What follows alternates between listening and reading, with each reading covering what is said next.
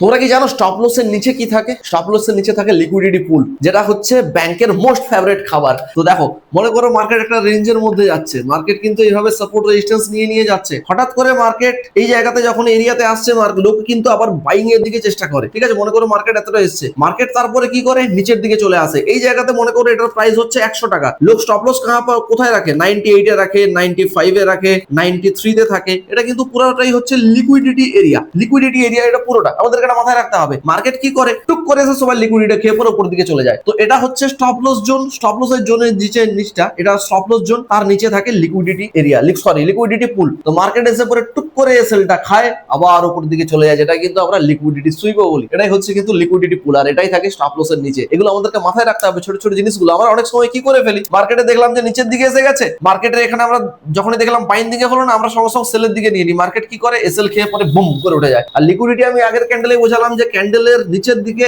Swings এর মধ্যে liquidity থাকে। এইভাবে টপ লসটা হিট করে পরে একটা বড় ক্যান্ডেল উপরে উঠে যায়, আবার মার্কেট উপরে চলে যায়, না উপরের দিকে না নিচের দিকে, আমরা রিটেল ট্রেডাররা ফেসে যাই। এগুলো আমাদের মাথায় রাখতে হবে।